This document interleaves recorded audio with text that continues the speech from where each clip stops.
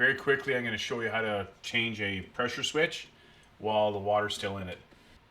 So if your tub has these knife valves, you want to try and shut these. The problem with this, if your tub's really old or older, if you watch some of my other videos, I always recommend never to push these down. I do have a video on that. If you want, I'll link it down below, because you can push this down and then it's down. Well, it looks down. And then when you pull back up, sometimes the gate stays, it breaks away because it's just plastic inside there. So the metal breaks off eventually if you keep on going out, up and down over the years. The rubber pieces are just going to fail. Now, if you have this style with the screws, at least you can take the center part out and replace the center part. Most tubs now don't have these bolts, so it's one piece.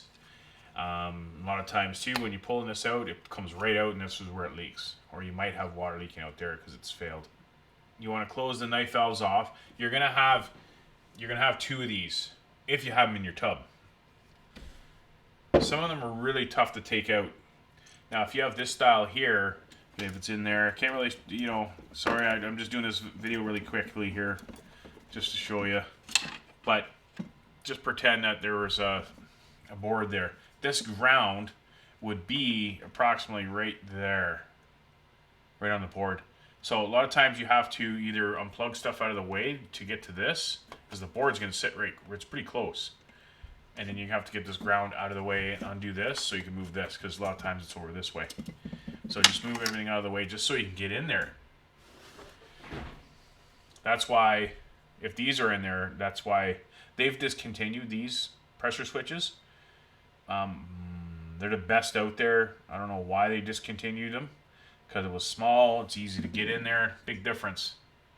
Did the same job. So I don't know why they discontinued them. So if you can get your hands on one of these, get your hands on them before they all disappear. Grab a couple of them. So the next best one is this style here, because you can adjust it. They're pretty much all adjustable, but this one's easier. So if you have this style right here, shut off your knife valves. Most of the time they're going to leak anyway if it's an older tub. So the only thing you can really do is just start undoing it. If you have to use a pair of pliers or something, you're replacing anyway, so it doesn't really matter if you break them.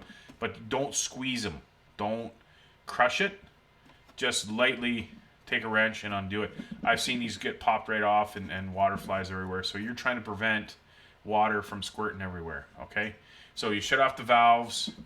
You're going to undo one of these unions here to undo the pressure, because if you just shut the knife valve, there's going to be pressure still in there. As soon as you do that, water's going to come out. So undo one of these so it relieves the pressure. And again, the knife valves might leak, so at least the water's going somewhere, and this will lower a bit. The water inside here will start going out, okay? So once you know it starts flowing out, undo this. If you haven't changed it for a long time, it's going to be tough, so you're going to have to use a tool. So move them off until you get to a point where you can use your hand. So once you get in there, just put one of your fingers. Make sure, before you get this all the way out, make sure your new one, make sure you already have Teflon tape on it, and you want to go around, you want to go twice, and if you have the white stuff, maybe 3 times. So you want to go around twice, and you want to get this ready, okay? So I usually have it in my hand. So you're going to use your finger, and when you start taking this off, you can almost get it right off, and there's going to be some water that squirts down a bit because the hole's still plugged, okay? So right now it's totally off, but I have it plugged, and you'll see some water coming down here. And then just quickly put your finger over top, take your old one over to the side, have your finger still over top of it, okay? Now, this is metal, this is plastic. Don't start and then screwing it right away. All you're trying to do is you're going to try to plug it, okay? Just like a plug, okay? So you just go over and slowly, and you want to kind of block this area. So if you're going to go off, let the water go this way, okay? You want to protect the board, okay? So you just slide your finger back, and you just go over top of it, You're going to get water squirting everywhere anyway, but not as bad.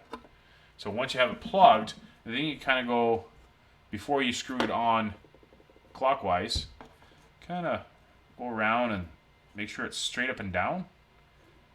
Okay, you don't want to cross thread this thing. And you kind of feel it. If you kind of turn it, let it go not like just a bit, don't force it. You don't have to be Arnold Schwarzenegger to force it in there. So just naturally let it go its way. Okay. I think this is my heat tube that's messed up. Yeah, and you can feel if it's gonna go cockeyed or not, but don't start screwing it, don't force it in there. So you should be able to screw this in there pretty good by hand.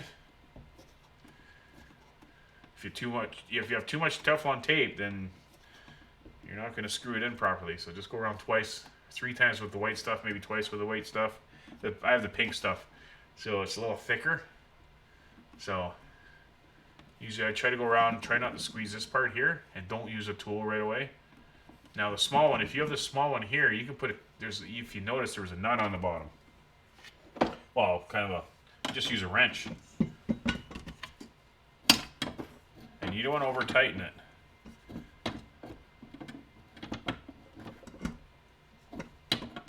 You can kind of keep an eye on where the Teflon tape is.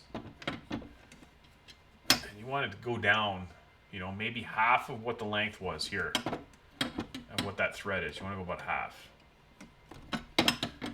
And then when you're screwing them in, because the board's there, see all these 2 connections here? You want to get to a point where you want to go even. One on one side, one on the other, just because it's easier to plug in and out. I find anyway, just plug it in like that. Now you might have this style here, and you have this style. More than likely you have no choice. Take the heat tube or move it out of the way anyway because of this. Because when you spin it, if you have this style here, you're going to have it here. And when you spin it, it's just going to hit the board. So you're going to have to disconnect this and tilt it forward. So you can still have it where you're going to loosen these 2 ends off, and you're going to have to move it, tilt it forward, undo the bolts here, undo the leads for the heater element. Well, geez, you might as well just wait till you drain the thing. So you can take the whole tube right out. So it's a little tougher if you have this type of pressure switch, because it's just everything's in a way. You're gonna hit.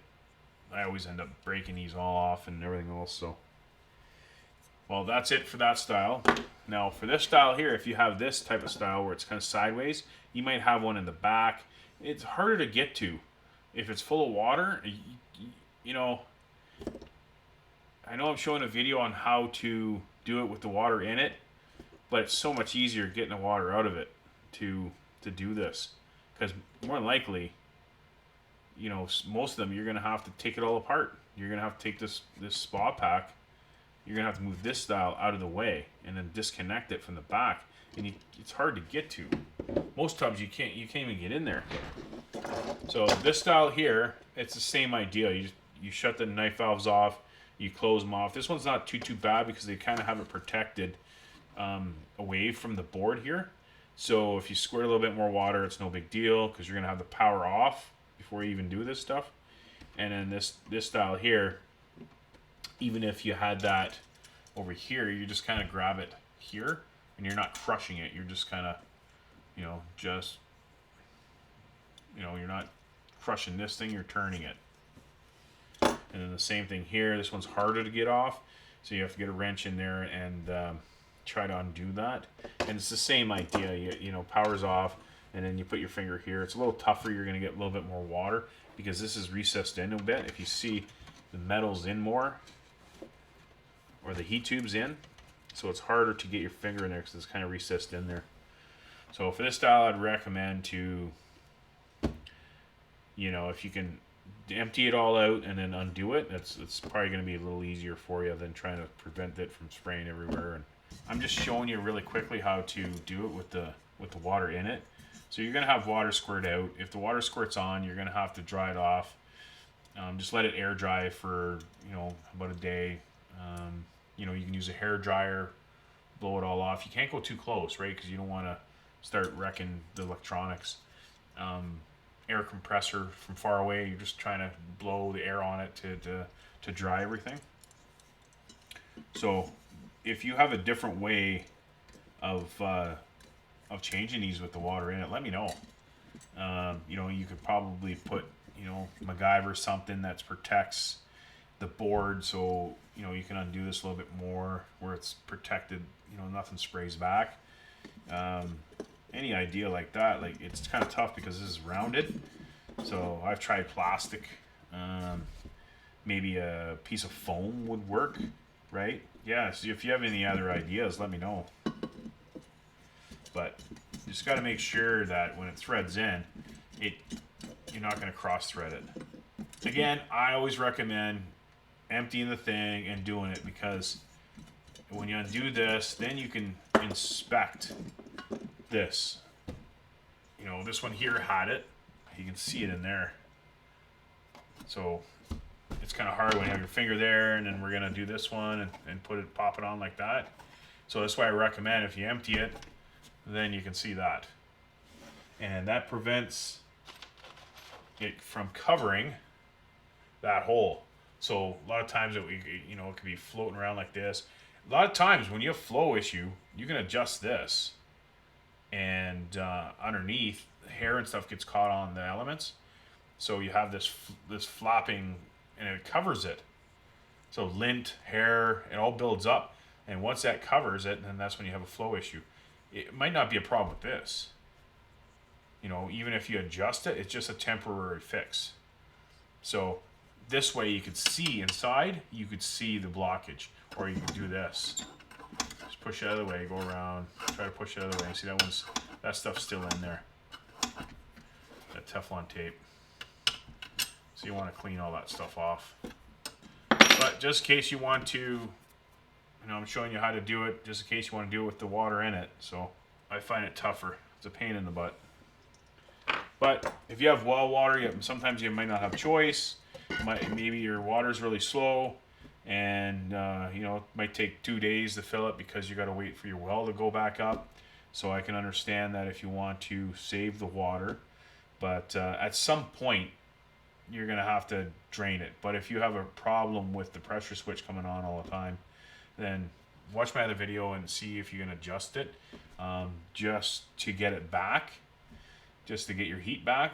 You never want to keep a jumper on, the jumper wire for that. You don't want to keep it on because it'll just keep on heating. Pressure switch saves you.